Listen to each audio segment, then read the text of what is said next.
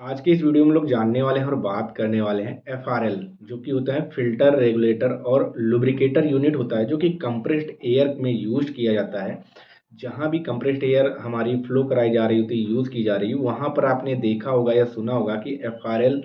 लगाए जाते हैं। तो उनमें जो एक सेक्शन होता है लुब्रिकेटर, लुब्रिकेटर सेक्शन में ऑयल क्यों यूज किया जाता है और लुब्रिकेटर सेक्शन क्यों यूज किया जाता है उसके बारे में आज हम जानेंगे, और उसमें कौन सा ऑयल यूज किया जाता है उसके बारे में जानेंगे।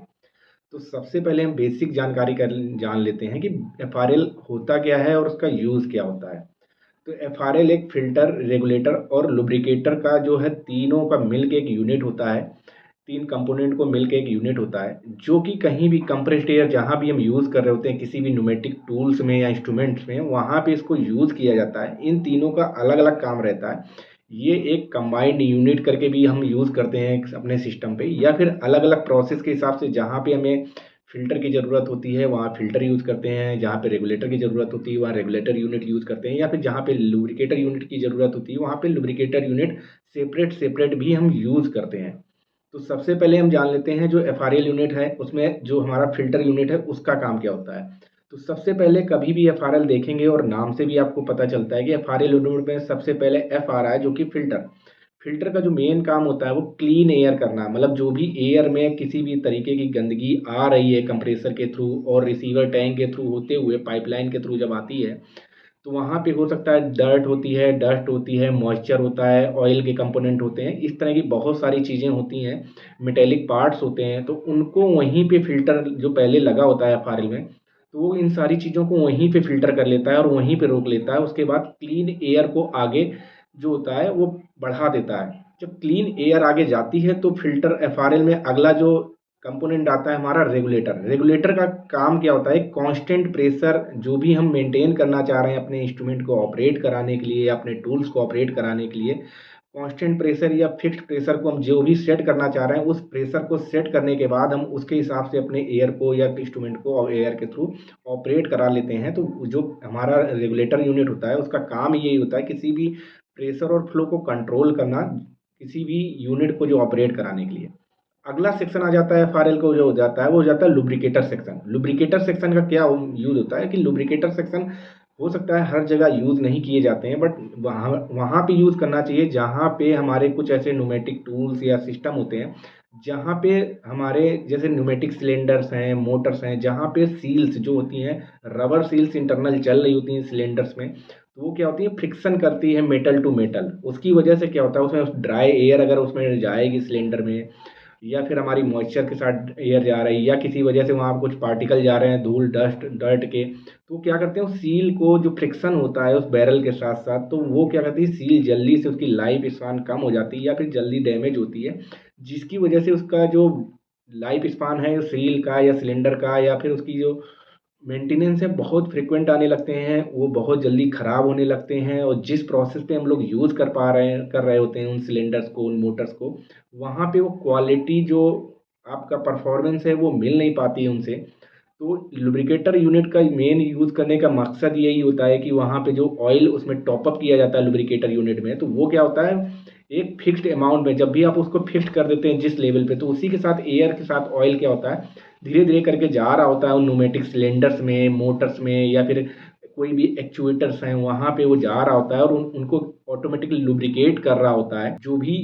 सिलेंडर्स होते हैं उनके अंदर जो सील्स होती हैं जिनकी वजह से क्या होता है वहाँ फ्रिक्शन कम कर देता है, फ्रिक्शन को रिड्यूस कर देता है, और रिड्यूस करने की वजह से क्या होता है उन सील्स की लाइफ जो होती है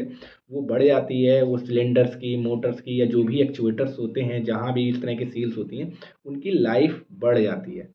अब ये जो ऑयल यूज़ किया जाता है ये क्या होता है विस्कोसिटी ग्रेड 32, जो हाइड्रोलिक ऑयल एक तरह का होता है वो VG32 के नाम से हम लोग जानते हैं। VG का मतलब हो जाता है विस्कोसिटी ग्रेड। तो 32 VG32 के को यूज़ करते हैं मैक्सिमम जगहों पे, तो ये हमें पता होना चाहिए कि कहीं भी अगर ऑयल टॉपअप करना है तो हमें VG32 हमारा स्टैंडर्ड एक तरह से मांगना चाहिए। बट कई बार क्या होता है हमारे पास अवेलेबल नहीं होता है तो लोग VG40 भी यूज़ करते हैं। तो इस तरह के हाइड्रोलिक ऑयल वहाँ पे यूज़ किए जाते हैं। तो अब बात आती है कि क्या तीनों को, एफआरएल यूनिट को, एफ फिल्टर, रेगुलेटर और लुब्रिकेटर को एक साथ इंस्टॉल करना चाहिए या फिर इनको अलग अलग भी इंस्टॉल कर सकते हैं।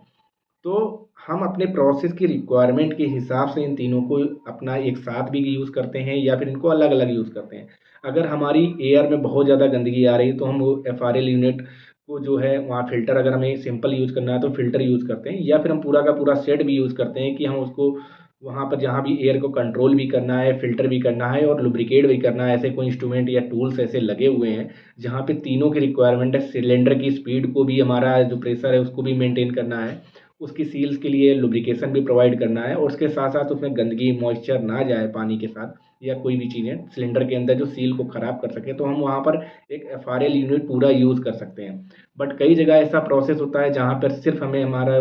पास फ़िल्टर की रिक्वायरमेंट होती है, वहाँ हम फ़िल्टर सेपरेट यूज़ कर सकते हैं। कई जगह हम रेगुलेटर को यूज़ कर सकते हैं, जहाँ पर रेगुलेटर केवल प्रेशर को मेंटेन करना है, एडजस्ट करना है, तो एक कांस्टेंट प्रेशर यहाँ पे चाहिए होगा, वहाँ पे हम रेगुलेटर भी यूज़ करते हैं। और कई जगहों पे लुब्रिकेटर यूज़ करते हैं, सिर्फ लुब्रिकेटर ऐसी जगहों पे जहाँ बहुत ज़्यादा फ्रिक्शन सिलेंडर्स, ऑयल्स, एक्चुएटर्स में हो रहा होता है। कई जगह पे हम लुब्रिकेटर यूज़ करते हैं, वो ऐसी जगहों पे जहाँ बहुत ज़्यादा सील्स रहती हैं हमारी न्यूमेटिक सिलेंडर्स में, मोटर्स में, एक्चुएटर्स में। इस तरह की जगहों पे क्या होता है, लुब्रिकेटर में ऑयल जो है हम ज़रूर यूज़ करते हैं, ताकि उनकी लाइफ बढ़ाई जा सके, फ्रीक्वेंट मेंटेनेंस ना आए, ब्रेकडाउन ना आए, जो भी वो इंस्ट्रूमेंट जहाँ भी इंस्टॉल हैं या वो अपनी टॉप परफॉर्मेंस पे काम कर पाएँ, उनमें किसी भी तरीके की प्रॉब्लम्स ना आए, जिसकी वजह से क्या होता है, हमारे प्रोसेस या प्रोडक्शन या मटेरियल की क्वालिटी पे इम्पैक्ट करता है। तो मेन मतलब यही होता है फाइल में कि अलग-अलग यूनिट को क्यों यूज़ किया जाता है और लुब्रिकेटर यूनिट को क्यों यूज़ किया जाता है, उसका मतलब क्या होता है। तो आप जब भी कहीं पे अगर आप देखें या जहाँ सिलेंडर इंस्टॉल कर रहे हैं, एक्चुएटर इंस्टॉल कर रहे हैं, जहाँ भी समझिए उन इंस्ट्रूमेंट या एक्चुएटर्स में सील्स, रबर सील्स या पीयू सील्स इस तरह की यूज़ हो रही हैं और वो फ्रीक्वेंट फेल हो रही हैं आपको, तो आपको ध्यान देने वाली बात ज़रूरत है कि आपका वहाँ पर क्लीन एयर आ रही है कि नहीं आ रही है। उसके साथ वहाँ पे जो लुब्रिकेटर यूनिट है उसमें ऑयल जो है आप सही से यूज़ कर रहे हैं कि नहीं कर रहे हैं, और मॉइस्चर जो भी है टाइमली उसका जो फ़िल्टर यूनिट से है वो ड्रेन किया जा रहा है कि नहीं किया जा रहा है। तो ये सारी चीज़ों को ध्यान रखने की ज़रूरत होती है। तो ये था आज का वीडियो, बेसिक वीडियो जो कि था हमारा एफआरएल यूनिट के लुब्रिकेटर यूनिट पे फोकस करते हुए। तो अगर वीडियो अच्छा लगा तो वीडियो को लाइक करना ना भूलें, शेयर करना ना भूलें, और चैनल पे नए हैं तो सब्सक्राइब कर लें चैनल, ताकि इस तरह के वीडियोज़ के जो नोटिफिकेशन है आप तक पहुँचते रहें।